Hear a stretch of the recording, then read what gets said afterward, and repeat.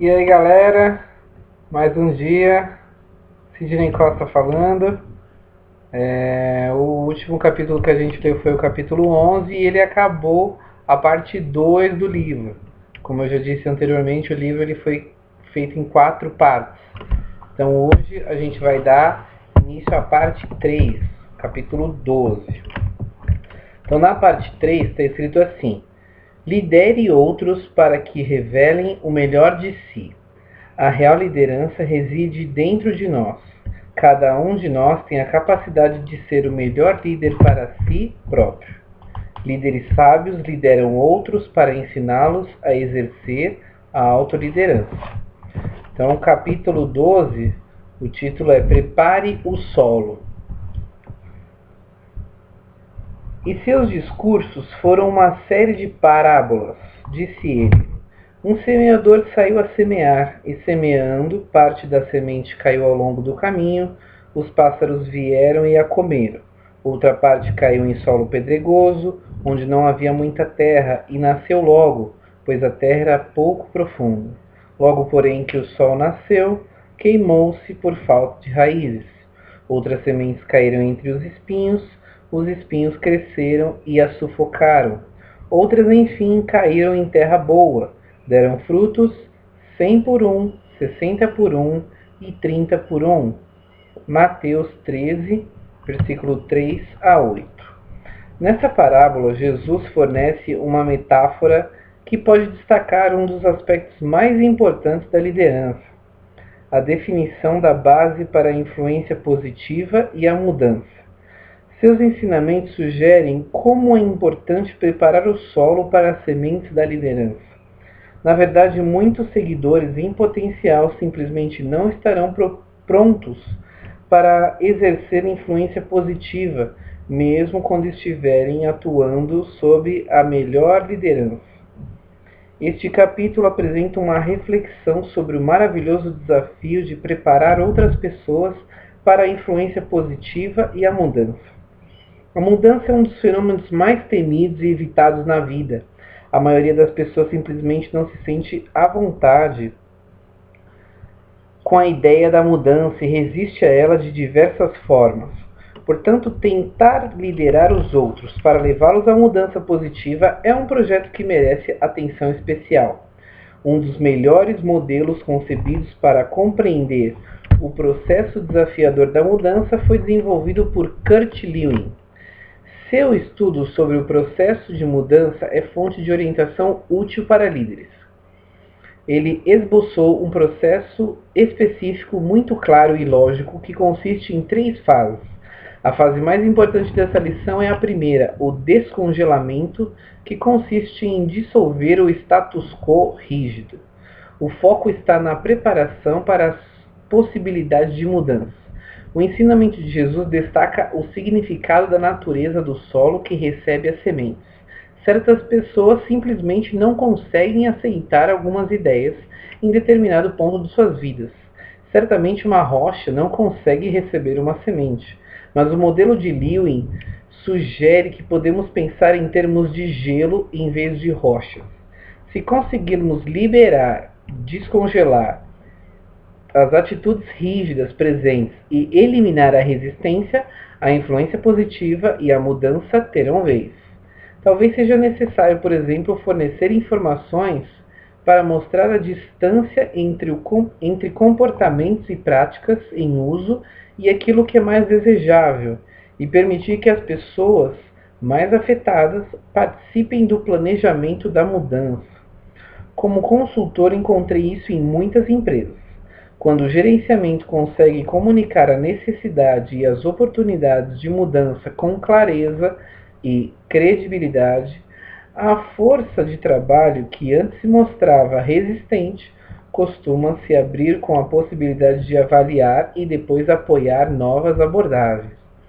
Ao concluirmos a fase de descongelamento, podemos passar para a segunda fase, a mudança de comportamentos, valores ou atitudes.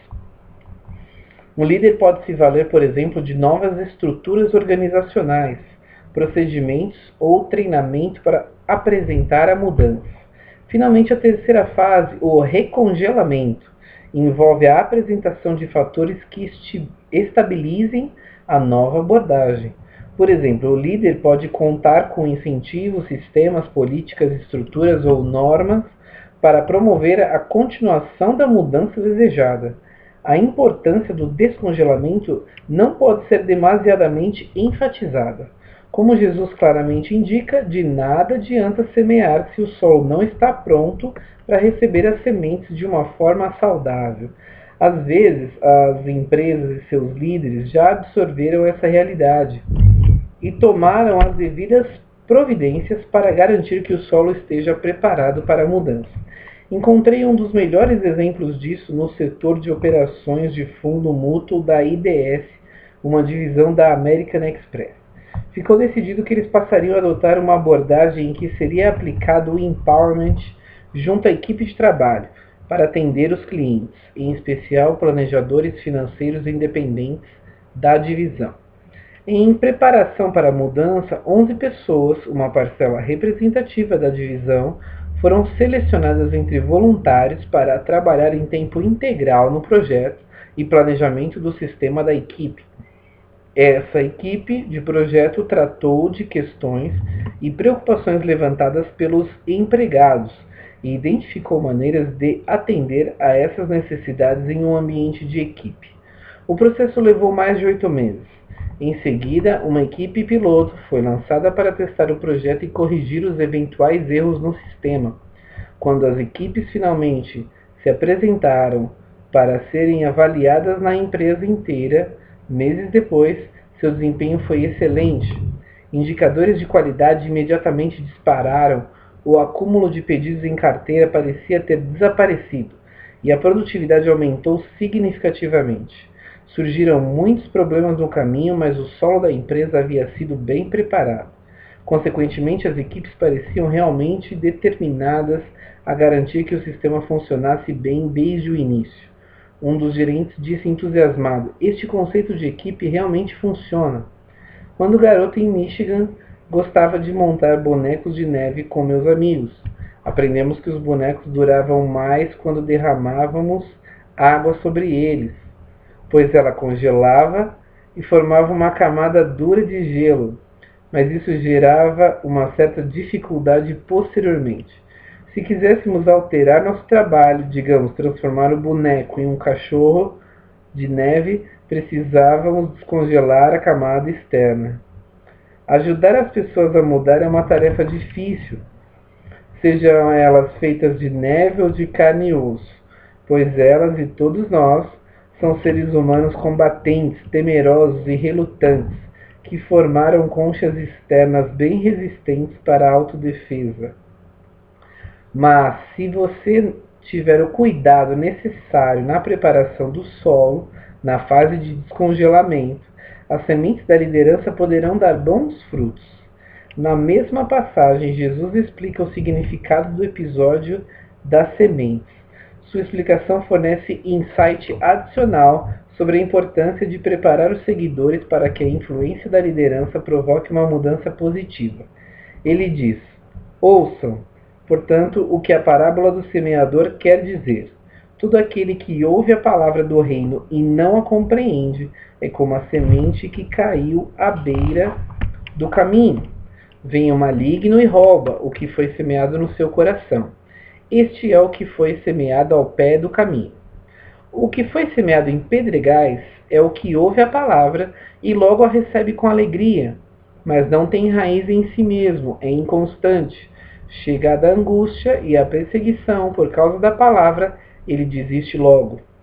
E o que foi semeado entre espinhos é o que ouve a palavra, mas os cuidados deste mundo e a sedução das riquezas sufocam a palavra e ela fica infrutífera. Mas o que foi semeado em boa terra é o que ouve e compreende a palavra e dá fruto, e um produz 100, outro 60 e outro 30. Mateus 13, versículo 18 a 23. Nesta passagem, Jesus descreve 3 razões importantes pelas quais as pessoas se mostram incapazes de reagir à influência positiva para buscar mudanças positivas. A ignorância é um grande obstáculo. Muitas vezes as pessoas simplesmente não conseguem perceber a lógica de determinada medida ou mudança. Outra barreira é uma compreensão irreal do esforço e do sacrifício envolvido. Como costuma dizer o ditado, quase tudo que vale a pena na vida não cai de mão beijada ou simplesmente não há ganho sem dor. Se as pessoas pretendem agir com lealdade e servir a um líder, elas precisam não apenas abraçar a causa, mas também compreender as dificuldades que isso envolverá. Precisam estar preparadas para esperar a maré abaixar quando algumas questões piorarem. E finalmente, Jesus também indica que podemos nos distrair com outros cuidados e preocupações. O projeto que o líder está apontando está suficientemente definido como prioridade a ponto de impedir que ele corra o risco de se perder em meio a tantas outras preocupações e prioridades? Resumindo, a história de Jesus sugere que líderes precisam incentivar a clareza, expectativas realistas e a prioridade do projeto. Talvez a lição mais importante de todas seja que líderes não devem esperar muito em resposta à liderança que exercem, a menos que preparem a base necessária primeiro. Ou seja, não devemos esperar uma colheita farta se não preparamos o solo. Novamente, esta visão destaca a importância de transferir o foco do líder para as demais pessoas. Se alguém deseja sinceramente ser uma força positiva para a mudança, um líder eficaz, o foco precisa estar nas demais pessoas envolvidas. Os líderes da IDS pareciam compreender essa sabedoria inerente à liderança. Sabiam que de pouco valeria posar diante das pessoas ou do espelho. Nem mesmo uma retórica inspiradora e visões fascinantes conseguiriam atender às necessidades e preocupações específicas das pessoas lideradas. Em vez disso, o segredo é tentar realmente ajudar, apoiar e permitir que outros abracem e busquem mudanças que valham a pena. A partir de uma base sólida de compreensão, expectativas realistas e prioridade. Essa base sólida pode levar ao descongelamento necessário que permite a mudança e o recongelamento. As sementes da liderança só germinarão em solo que esteja preparado para aceitá-las.